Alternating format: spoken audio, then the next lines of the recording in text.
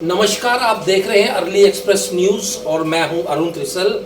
और हमारे साथ आज हमारे स्टूडियो में जुड़े हैं कांग्रेस जिला के महासचिव संजय राजदान। आज इनसे हम खास तौर पे ये बात करेंगे, जिस तरह से बसोली के पुरथू में अभी 2 नौजवान बच्चों की मौत हुई, उसके बारे में इनका क्या कहना है। क्या इन हादसों को रोका जा सकता था या नहीं, और कौन इसके लिए जिम्मेदार है। जी संजय जी, सबसे पहले तो आपका अर्ली एक्सप्रेस में स्वागत। धन्यवाद अरुण जी। आपने आज जो ये बीते दिनों जो 2 नौजवान मौतें हुई हैं उसको लेके जो आज आपने एक सेशन रखा था, उसमें मैं आपके चैनल का काफ़ी धन्यवाद रखता हूँ। तो क्या कहना है आपका, बसोली पुरथू में जो मिनी गोवा के नाम से जाना जाता है, क्या इस तरह के हादसे टूरिज्म को कहाँ ले जाएंगे? देखिए अरुण जी, ये बहुत बड़ी दुखद समाचार हमें पीछे दिनों देखने को आया। और सिलसिलेवार अगर मैं बात करूँ तो ये तकरीबन इसी पुरथू में 8 नौजवान मौतें जो हैं वो हुई, और वो सबके साथ जो हैं वो डूबने के कारण हुई। जो एक माँ बाप के लिए एक बच्चा जो है वो एक बागवान की तरह वो पालता है, उसको पोसता है, और अगर 20 या 20-21 साल में जब उसको उसकी एक नई लाइफ देखने का होता है कि भाई एक अपना पारिवारिक संबंध में जो वो जाएगा, और उससे पहले ही उनको अपना बच्चा खोना पड़ गया है, तो ये बहुत ही बड़ा दुखद समाचार है। और ये चीज़ें जो हादसे हो रहे हैं बसोली में पिछले कई सालों से, जब से पुरथू मिनी गोवा जो है वो प्रचलित हुआ है टूरिज़्म के नाम पे, उसको काफ़ी विश्व मैप पे लाने की कोशिश भी की जा रही है सरकार द्वारा। तो ये जो है ये उसके लिए कहीं ना कहीं जो है ये एक ब्लैक स्पॉट कहते हैं वो बन के उभर रहा है। और मैं चाहूँगा कि इस पे जल्द से जल्द संज्ञान लें, क्योंकि मेरी पीछे मैं भी उस रेस्क्यू ऑपरेशन में एडमिनिस्ट्रेशन के साथ था, लेकिन लोगों की बहुत एस्पिरेशंस हैं। आप मेरे फेसबुक अकाउंट पे देख सकते हैं, उस पर लोगों के मेरे को 1 to 1 लोगों ने बहुत मैसेज किए, और मैंने उसी दिन ये प्रण ले लिया कि बिल्कुल इसके लिए मैं ज़रूर कुछ ना कुछ ऐसा ज़रूर करूँगा, चाहे मुझे एडमिनिस्ट्रेशन का कहते हैं ना कि लास्ट एंड को भी खटखटाना पड़े, तो मैं ज़रूर खटखटाऊँगा, ताकि कुछ जो आने वाला हादसा है उसको टाला जा सके। मौत का ये तांडव जो है हम हर साल जो है देखते भी हैं और सुनने को भी मिलता है। क्या समझते हैं आप, इसके लिए कौन जिम्मेदार है? देखिए जैसे कि हाल ही में आप देख रहे हैं भाजपा जो है अपने 9 साल बेमिसाल मनाए जा रही है, और बात करें तो ये जो टूरिज़्म है ये इन्हीं 9 सालों में जो है पनपा है और थोड़ा सा फला फूला है। और 9 सालों में मौतें जो हैं वो भी थमने का नाम नहीं ले रही। मैं कहीं ना कहीं, क्योंकि जो आदमी इसका क्रेडिट लेता है कि भाई मैं बहुत अच्छा काम कर रहा हूँ, तो उसकी जो कमियां हैं उनका सेहरा भी उसी के से बांटा जाता है। तो मैं बिल्कुल कोई इसमें दबे शब्दों में बात नहीं करूँगा, मैं स्पष्ट शब्दों में बात करूँगा कि इसका सिलसिला जो है ये जो जिम्मेदार है मैं क्लियर कट भाजपा को ही मानूँगा, क्योंकि इसके लिए भाजपा जिम्मेदार डायरेक्ट रूप से भी है और इनडायरेक्ट रूप से भी है। अब आप पूछेंगे कि डायरेक्ट क्या है और इनडायरेक्ट क्या है। इनडायरेक्ट हो गया, जो PRIs हैं वो आज की डेट में भाजपा के विराजमान हैं, उनके 5 साल पूरे होने को जा रहे हैं। और डायरेक्ट रूप से एडमिनिस्ट्रेशन हो गया, जो पिछले 9 साल से इसको प्रशासन देख रहा है, वो भी भाजपा की सरकार है, चाहे वो पीछे मौजूदा सरकार जो MLAs की रही हो, या आज की डेट में मौजूदा सरकार जो है वो PRIs की है। तो अब केंद्र शासित देश है, पहले भी भाजपा के पास था, यहाँ धारा 370 हटने के बाद भी भाजपा के पास है, डबल इंजन की सरकार है, PRIs उसका रिस्पॉन्सिबल हैं। और आप देखेंगे DDC से लेके मेंबर तक का जो सफ़र है, 3 टायर सिस्टम है, वो पूरा का पूरा जो है भाजपा बसोली में काबिज है। तो भाजपा ही इसकी जिम्मेदार होगी, कोई और दूसरा जिम्मेदार नहीं। अच्छा, मुझे ये बताइए, तकरीबन 1 करोड़ की लागत से जो टूरिज्म व्यू पॉइंट को बनाया गया है, उसका इतना बुरा हाल है, क्योंकि मैं भी पिछले दिनों वहाँ गया था और मैंने खुद भी देखा था वहाँ पे कि कम से कम सोलर लाइट्स लगी थी वहाँ पे, पानी की टंकी बनी थी वहाँ पे, क्या लगता है आपको कि इन्वेस्टमेंट के नाम पे आई वॉश किया गया? बिल्कुल इन्वेस्टमेंट्स के नाम पे आई वॉश है, क्योंकि हर साल बजटिंग जो होती है, बजट प्रपोज किया जाता है, बजट रखा जाता है, लेकिन मेरी आज तक ये समझ में नहीं आ पाया कि वो बजट अगर रखा जाता है, उसको यूटिलाइज किया जाता है, तो उसकी प्रॉपर यूटिलाइजेशन कहाँ ऐसी कमी रहती है, कौन सी ऐसी कड़ी है जो उनके हाथ से चली जाती है, जिसमें इस बजट को अगर लाख रुपया रखा है तो 10,000 देखने को मिलता है, अगर 1 करोड़ की लागत है तो 1 करोड़ में एक अमाउंट होता है। और मैं बिल्कुल कहूँगा ये 1 करोड़ ना भाजपा का है, ना एडमिनिस्ट्रेशन का है, ना ही किसी सरकार का है। वो 1 करोड़ हम पब्लिक का है, वसूली वालों का पैसा है, और उसका हिसाब लेना और हिसाब देना, लेने की जिम्मेवारी जो है वो पब्लिक की है, और हिसाब देने की जिम्मेवारी इन PRIs की है, इस BDC की है, इन BDC की है, जो भी यहाँ पे बैठे हुए हैं। क्योंकि 1 करोड़ की लागत से एक आपने पार्क बनाया, उस पे आपने सोलर लाइट्स इन्वेस्टमेंट की, चाहे वो किसी डिपार्टमेंट को इन्वॉल्व किया, चाहे टूरिज्म को इन्वॉल्व किया, या क्या नाम है लोकल बजटिंग से पैसा निकाला, या आपने अपना APL से निकाला, या जहाँ से भी पैसा निकाला, लेकिन पैसा पब्लिक का था। गवर्नमेंट के पास कोई ऐसी फैक्ट्री नहीं है जो कि पैसा बना रही है। अमाउंट जो इकट्ठा होता है वो टैक्सेशन से इकट्ठा होता है, टैक्सेशन से पैसा आता है, लोगों पे उसका लोड आता है, लोग अगर उसका लोड झेल रहे हैं तो उस पैसे की यूटिलाइजेशन जो है वो प्रॉपर होनी भी चाहिए, और उसका हिसाब लोगों को लेना भी चाहिए। अच्छा संजय जी, मुझे ये बताइए, हमारे जो कठुआ जिला के DDC हैं वो वसूली नहीं है, क्या लगता है आपको कि ये जो टूरिज्म का जितना पैसा लगता है शायद उनके ही थ्रू जो है वो लगता है, और मुझे लगता है कि अगर वो DDC हैं और वो वसूली से है तो उनको अपना घर जो है वो अच्छा बनाना चाहिए, वसूली की सुंदरता जो है वो होनी चाहिए। आज जैसे हमने देखा कि आज हॉस्पिटल के बाहर भी जो है प्रोटेस्ट हुआ है कि स्टाफ की कमी के कारण जो है लोगों को काफ़ी दिक्कतों का सामना करना पड़ रहा है। क्या लगता है ये DDC और टूरिज्म की मिलीभगत से ये सारा 1 करोड़ रुपया जो है, कहने का भाव ये है कि लगाया गया है वहाँ पे या नहीं लगा वहाँ पे? बिल्कुल देखिए जी, PRI का मतलब ही है पब्लिक रिप्रेजेंटेटिव, और पब्लिक को जो रिप्रेजेंट कर रहा है, लोगों ने उसको वोट डाल के चुना है। वोटिंग हुई, चाहे मोदी जी के नाम पे वोट आया, या चाहे भाजपा के नाम पे वोट आया, चाहे हिंदुत्व के नाम पे वोट आया, चाहे किसी भी फैक्टर से वोट आया, लेकिन वोट आके जो भी जीता वो आदमी जीता जरूर है, और जीता हुआ कैंडिडेट जो है वो सबका कैंडिडेट है। अगर उधर मंतर बांट नहीं हुई है पैसे की, तो मुझे एक चीज़ बता दीजिए कि 1 करोड़ की आप कहीं इन्वेस्टमेंट कर रहे हैं, तो क्या आपका फ़र्ज़ नहीं बनता वहाँ पे 1 आदमी या 2 आदमी वहाँ पे एम्प्लॉयड कर रहा, उसकी आगे की खुशहाली बहबूदी उसको संभालने के लिए, उसके लिए एक मैकेनिज़्म तैयार करना। मैकेनिज़्म कहीं तैयार नहीं हुआ, पार्क बना, सोलर लाइट्स लगी, लाइट तीसरे दिन हो गई, अभी तो 3-4 महीने भी नहीं हुए, और आप जाके देखिए वहाँ पे लाइटों का बुरा हाल हो गया। बाथरूम भी देखे हैं मैंने, बड़ा बुरा वहाँ पे देखिए बाथरूम तो सिस्टम ही नहीं है, बाथरूम तो बने ही नहीं, बाथरूम बने ही नहीं, सिर्फ पार्क बना, पार्क भी नहीं बना, सिर्फ लाइट्स लगी, पोल्स लगे, और कुछ नहीं, तो वो भी सोलर लाइट्स थी क्योंकि लाइट वहाँ पे पहुँच नहीं सकती थी। सोलर लाइट्स लगी, ZT बनी, ZT तीसरे दिन तूफान पड़ा, उड़ गई। सोलर लाइट्स वहाँ पे लगी, वो चलती नहीं हैं, जो चल रही हैं वो राम भरोसे चल रही हैं, लेकिन उसका एक केयर टेकर तो होना चाहिए था, केयर टेकर कोई नहीं है। आपने 1 करोड़ रुपया उठाया और एक किस्म से आपने भी उन लाशों की तरह उसको बहा दिया, आपने भी उस डैम पे उस पानी को झोंक दिया।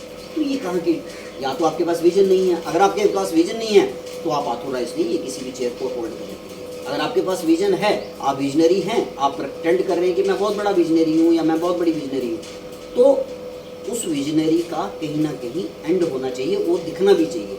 सिर्फ पैसा गवर्नमेंट का या पब्लिक का पैसा आप इन्वेस्ट करा के लगा के सिर्फ हवाई लूटे कि मैं रिबन काटने वाला, आज की डेट में तो ये सब रिबन काटने वाले बन चुके हैं, चाहे उसमें आउटपुट निकले या ना निकले, चाहे वो चीज़ खड़ी रहे या ना रहे, सिर्फ रिबन काटने तक वो चीज़ खड़ी रहनी चाहिए, उसके बाद उसका क्या होता है वो राम खुश होता है। अच्छा, एडवाइजरी भी जारी हुई है, क्या कहना आपका?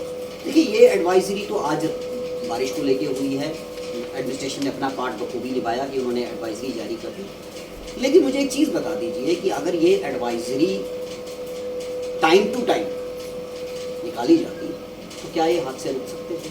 बिल्कुल रुक सकते थे। टूरिज्म ने अपनी प्रमोशन के लिए जो भी बोर्ड्स लगाए कि फलाना पॉइंट है, फलाना पॉइंट है, तो क्या वहाँ पे ऐसे स्पॉट पोजीशंस नहीं बनाई जा सकती थी कि यहाँ पे swimming is prohibited, don't go near the water, पानी के पास जाना वर्जित है, इसी में पुलिस डिपार्टमेंट की भी हेल्प की जाती, 2 आदमी आप अपॉइंट करवा देते, आप डैम के एम्प्लॉयज़ को बुलाते, डैम के एम्प्लॉयज़ परमानेंट वहाँ पे, क्योंकि वो लैंड जो है वो लैंड एक्चुअल उसका लैंड का कारण क्या है कि उस लैंड का आज वो नो मैंस लैंड है। नो मैंस लैंड इसलिए है क्योंकि डैम वाले कहते हैं वो हमारी ज़मीन है, हमने आपको पैसा दे दिया हुआ है। वो सिर्फ तब निकलती है जब पानी का लेवल कम होता है तो ज़मीन बाहर आती है, जब पानी का लेवल आ जाता है तो पानी का वो ये पुथु मिनी गोवा बन जाता है, पानी का लेवल बढ़ जाता है तो पानी में डूब जाती है। वहाँ तक तो उनका पॉइंट ठीक है। अगर उन्होंने अपने 2 आदमी या 3 आदमी अपॉइंट किए भी हैं तो क्या एक उनकी सर्वसहमति से एडमिनिस्ट्रेशन ने डैम वालों के साथ मिलके और लोकल पंचायत जो भाजपा के इस टाइम कंट्रोल में है उनसे मिलके क्या उस पर कोई एम्प्लॉयमेंट आपने जनरेट की? मैंने आज से ठीक आप पिछले चले जाए कि 3 साल पहले मैंने एक सजेशन भी दिया था, उस पर आज तक ना डीडीसी साहब ने कोई उस पर काम किया, ना बीडीसी ने उस पर कोई काम किया। मैंने वहाँ के लोकल एम्प्लॉयमेंट जनरेट करने के लिए एक सुझाव दिया था, वो आज भी दे रहा हूँ कि भाई आप एक काम करें, जितने भी हमारे अनएम्प्लॉयड यूथ हैं इनको इकट्ठा करके इनके नाम लीजिए और यहाँ पे एक बैरियर लगा दीजिए, ताकि उन बैरियर से 2 या 10 रुपये या 20 रुपये जो है पर गाड़ी, जो भी टूरिस्ट गाड़ी आती है उसको संभालेंगे। और जितनी देर ये पानी से बाहर जगह रहती है उतनी देर जो टूरिज़्म आता है उस टूरिज़्म का वेलकम करेंगे, उनको एक प्रॉपर उनका जेस्चर दिया जाएगा और साथ में साथ वो एडवाइजरी का काम भी करेंगे। उनकी हेल्प के लिए आप 2 पुलिस वाले अपॉइंट कर दीजिए जो आपके पास हैं। अगर आप 2 आदमी वहाँ पे लगा सकते हैं वो कोई बड़ी बात नहीं है।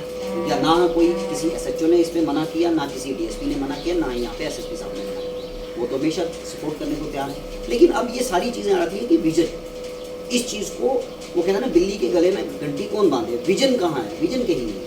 सिर्फ ये है रिबन कटना है तो मैं आऊँगा, रिबन कटेगा तो मैं काम करूँगा, मेरा स्वागत होना चाहिए, मेरे पे फूल माला चढ़नी चाहिए, बस। सुधार के तौर पर आप क्या देखते हैं, क्या राय है? देखिए, सुधार के तौर पे मैं जो मैंने अभी आपको पहले भी बताया, मैं हमेशा ये कहूँगा कि वहाँ पे एक लोकल कमेटी की फॉर्मेशन होनी चाहिए, जिस पे मैंने हमारे एडीसी सन ऑफ साइल हैं वहाँ पे श्री अजीत सिंह जी, उनसे भी बात हुई और उन्होंने भी इस बात को सराहा कि बिल्कुल एक लोकल कमेटी बनाते हैं। इस लोकल कमेटी को वॉलंटियर कमेटी होगी और एक बैरियर लगा देंगे और उस बैरियर पे लोगों को टूरिज्म भी इसमें अपना पार्ट प्ले करे, टूरिज्म भी यहाँ पे बोर्ड्स लगाए कि भाई यहाँ पे है, क्योंकि ये बोर्ड्स आपको स्टार्टिंग में लगाने पड़ेंगे। बाकी की लैंड का तो पता नहीं है किस टाइम कितना वाटर लेवल रहेगा, वो वाटर लेवल किस एंड तक जाएगा, तो इसलिए आगे की एडवाइजरी वहाँ पे आप लगा नहीं सकते। आप जैसे इसका एंट्री पॉइंट है वहीं पे लगा दीजिए, वहाँ पे एक बैरियर भी लगा दीजिए और जो भी आपका टूरिस्ट आता है उससे आप 10 या 20 रुपये की पार्किंग चार्ज कर दिए और पार्किंग के लिए उसको करें, ताकि कोई भी आदमी, कोई भी बच्चा आगे जो ये 8 मौतें हो चुकी हैं पिछले 2-4 सालों में, ये आगे का सिलसिला इसमें कंट्रोल किया जा सके, इसको बंद किया जा सके और उस टीम का जो होगा उसका गठन किया जाए। उसमें आप पुलिस डिपार्टमेंट ले लीजिए, आप टूरिज्म डिपार्टमेंट ले लीजिए, आप एडमिनिस्ट्रेशन लोकल ले लीजिए, आप तहसीलदार को भी डाल लीजिए, आप वहाँ की पंचायत के बंदे भी ले लीजिए और वहाँ पे जो सोशल एक्टिव हैं, सोशली एक्टिव हैं, जिनका दबदबा है या वहाँ पे लैंड ओनर्स हैं, उनके भी बंदों को लेके एक कमेटी बना के इस कमेटी पे वॉर फुटिंग पे काम होना चाहिए। ये इस पे ये काम नहीं कि आज मौत होगी, आज अफसोस हो गया, आज सबने अफसोस जाहिर कर दिया, आज मैंने भी अपने फेसबुक पे 4 शब्द कंडोलेंस के लिख दिए, आज डीसी ने भी कंडोलेंस के लिख दिए, आज हमारे जो माननीय एमपी साहब हैं उन्होंने भी अपने ट्विटर पे ट्वीट कर दिया कि I have spoke to DC, it has been heard that 2 guys have been drowned. तो ऐसी चीज़ें जो है देखिए, it is not a commentable job, it is a actionable job. आप अगर कोई एक्शन ले रहे हैं तो एक्शन दिखना चाहिए, तो एक्शन के तौर पे वहाँ पे कमेटी होनी चाहिए और इमीडिएट होनी चाहिए, क्योंकि अब जो है बारिश का पानी बढ़ेगा, अब लेवल ज़्यादा हो जाएगा, अब पानी जो है वो सड़क तक आ जाएगा, अब तो पुतुल डूब जाएगा, आने वाले 10-15 दिनों में पुतुल डूब जाएगा और ये कम से कम भी 3 महीने के लिए डूबा रहेगा। 3 महीने के बाद जैसे पानी कम होगा तो इस कमेटी की फॉर्मेशन के पास आपके पास मोटा मोटा 3 महीने का टाइम है। ये 3 महीने में कमेटी बननी चाहिए, उसमें बंदे रखे जाने चाहिए और उन बंदों की ट्रेनिंग। अच्छा, सबसे बड़ी चीज़ है एडमिनिस्ट्रेशन का जो पार्ट मुझे वीकन दिखता है, उन्होंने कोई भी ऐसा इक्विपमेंट आज तक नहीं दिया कि ऑक्सीजन सिलेंडर कोई नहीं दिया, आपने लाइफ जैकेट कोई नहीं वहाँ पे दी। ऐसे एक रेडीमेड कियोस्क तैयार किए जाने चाहिए जो प्लास्टिक के हों या कैसे भी हों, जो अटैचेबल एंड डिटेचेबल। अच्छा, मुझे अभी आपने ये बात की कि उन्होंने नहीं दिए, ये सब कुछ नहीं दिया। टूरिज़्म वाले जो हैं वहाँ पे हर साल आते हैं, प्रोग्राम करते हैं, डांस होता है, कल्चरल प्रोग्राम होते हैं, खाना खाया जाता है, अपने वहाँ पे पुरथू में जो है वो सारा लोगों को बुला के एंजॉय किया जाता है टूरिज्म डिपार्टमेंट में। ये भी टूरिज्म की जगह है। तो क्या कहना है आपका कि टूरिज्म जो है ऐसी जगहों को लेके क्या उनका रवैया क्या है? देखिए रवैया तो यही दिख रहा है कि भाई सिर्फ वो फिर कहते हैं ना एग एंड चिकन स्टोरी बन के रहती है कि पहले कौन था, पहले अंडा आया या मुर्गी आई, ये सारी वो एग एंड चिकन स्टोरी है। मैं इस एग एंड चिकन स्टोरी में ना पढ़ना चाहूँगा ना ही मैं ब्लेम करना चाहूँगा, लेकिन कहीं ना कहीं यस बिल्कुल सही है आपकी बात, इसमें कोई दो राय नहीं है कि जितने जिम्मेवार इन हादसों का एडमिनिस्ट्रेशन है उतनी ही टूरिज्म डिपार्टमेंट भी है, उतना ही पंचायत भी है। मैं पंचायत को भी इसमें कटघरे में खड़ा करता हूँ। क्या पंचायत का काम नहीं था कि भाई ये फलाई पंचायत को इस पे एक्शन लेना, क्योंकि ये सुझाव तो हमने 3 साल पहले शुरू किए थे। ये वाला काम जब पिछले 3 साल पहले मौत हुई थी, 2 लड़के तब भी ड्राउन हुए थे, तब भी हमने ये मीटिंग बिठाई थी। तो क्या 3 सालों में एक्शन नहीं हो सकता था? पहले हमारे जो एडीसी थे थापा जी, उन्होंने तो कुछ करना ही नहीं दिया, वो भी चले गए, उन्होंने भी कुछ हल नहीं। पहले तो हमने कहा जी चलो ये करने नहीं दे रहा, अब नए आएंगे। तो ये कहीं ना कहीं सिलसिला जो है इसमें एक प्रोजेक्ट रिपोर्ट बननी चाहिए, और मुझे लगता है कि इसमें सबसे ज़्यादा एक्शनेबल काम जो है वो डीसी कठुआ का है। अगर डीसी कठुआ की एक पूरे कठुआ में जोन में एक ऐसी स्टेशन है जो कि उसको इतनी पॉपुलैरिटी है, जो आप इसको टूरिज्म के मैप में खड़ा कर रहे हैं, तो क्या ये टूरिज्म डीसी कठुआ के फेदर इन द कैप नहीं है? अच्छा, आप क्या समझते हैं, एक आखिरी सवाल करूँगा, अगर जम्मू कश्मीर में सरकार होती तो क्या पुरथू आज ऐसा ही पुरथू होता? क्या ऐसी मौतें वहाँ पर फिर होती? जब से सरकार जम्मू कश्मीर में नहीं है, क्या हालात हैं इस वक्त आपके? ये हालात तो बड़ी स्पष्ट बातों में हैं, बद से बदतर होते जा रहे हैं। क्योंकि बिल्कुल आपने कहा कि क्या सरकार होती तो अकाउंटेबिलिटी क्यों नहीं? आज की डेट में अकाउंटेबिलिटी किसी की नहीं है। आज की डेट में 2 मिनट का कंडोलेंस है, अपने सोशल मीडिया पे वर्ड्स चढ़ाने हैं, और जो जिनका बच्चा चला जाता है उनके लिए एक जख्म छोड़ दिया जाता है। तो ये बिल्कुल सही है कि गवर्नमेंट का बनना बहुत ज़रूरी है। गवर्नमेंट अगर नहीं है तो इनकी अकाउंटेबिलिटी नहीं है, क्योंकि इनको कोई हिसाब लेने वाला है। अगर गवर्नमेंट हो, हिसाब लेने वाला हो, रिप्रेजेंटेटिव हो, और वो भी रिप्रेजेंटेटिव वो हो जो पब्लिक के लिए सोचता है। ये नहीं कि सिर्फ पार्टी की जय जयकार करनी है लेकिन पब्लिक को देने के लिए उसके पास कुछ नहीं हो, उसके पास विजनरी नहीं हो। तो मैं समझता हूँ कि ऐसे PRIs को वॉलंटरली इस्तीफा दे देना चाहिए। उनको पद पे बैठने का भी कोई हक नहीं है, और ऐसी एडमिनिस्ट्रेशन को भी जो है ऐसे वादे और ऐसे मेले ऑर्गेनाइज करने का कोई फन नहीं है। अगर आप किसी की जान नहीं बचा सकते, आप किसी की जान बचा नहीं सकते, तो आप ऐसे सिर्फ बिल निकालने के लिए मोतों लाशों पे अगर आप पैसा कमाना चाहते हैं तो उनका धर्म है। हम सनातनी हैं, सनातन धर्म से वाबस्ता हैं, तो हमारे में है कि सब कुछ करो लेकिन लाश पे कभी भी, मौत पे कभी भी सियासत ना करो। तो एक DDC जो कर्नल मान सिंह है, उनका क्या कहना है इस? देखिए उनका ये कहना है कि वो और तो वहाँ पे कंडोलेंस तक के लिए नहीं आए। वो उस टाइम भी 9 साल बेमिसाल की मीटिंगें कर रहे थे। जहाँ तक मेरे सूत्र हैं, बिल्कुल आपके माध्यम से ये जब पब्लिक में जाएगा और वो ये चीज़ ज़रूर देखेंगे, वो उस टाइम जब पूरी दसोली लाशों को ढूंढने में बिजी थी, वो अपनी उसी पंचायत में 9 साल बेमिसाल का त्यौहार मना रहे थे। तो इस मानसिकता को लेके मैं कुछ वो शब्द नहीं कहूँगा। ये पब्लिक जानती है, और पब्लिक में अगर मैं झूठा हूँ तो मेरे को झूठा साबित करके दिखाएं। क्या उसी दिन उनकी मीटिंग्स वहाँ पे नहीं थी? क्या पूरी की पूरी BDC पूरी बीजेपी भाजपा की पूरी फोर्स वहाँ पे पलाई ही जहाँ ये मौत घटी हुई थी उसी में अपने बेमिसालियाँ गिरा रहे थे कि हमने एक बहुत बेमिसाल काम किया, वहाँ पे लाशें जो थी वो नहीं, चलो ठीक है, उन्होंने 9 साल बेमिसाल बनाए, पर कम से कम एक इंसानियत के तौर पे अगर वो वहाँ पे 2 मिनट के लिए आ जाते तो क्या ठीक नहीं रहता? उन्होंने अपनी अपनी मानसिकता है। मैं सनातनी हूँ, मैं सनातन धर्म का फॉलोवर हूँ और सनातन धर्म को मानता हूँ। मैं बिल्कुल इस पे मैं आपका सीधा कहना है कि कोई जिए या मरे, भाजपा को किसी से कुछ नहीं लेना। उनको कोई नहीं, उनको सिर्फ सियासत चाहिए, उनको गद्दी चाहिए, उनको कुर्सी चाहिए, उनको पावर चाहिए, बाकी उनको कोई मतलब नहीं है। वो कहते हैं ना बाय हुक और क्रोक दे वांट पावर।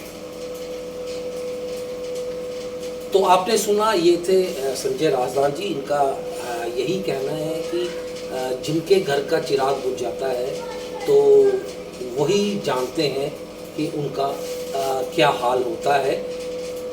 सरकारें आती जाती रहेंगी, इंसानियत भी कोई चीज़ होती है।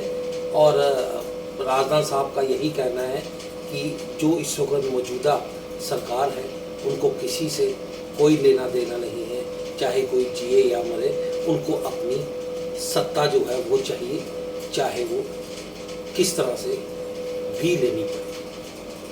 कठुआ से अरुण त्रिशर, अर्ली एक्सप्रेस न्यूज़ के लिए।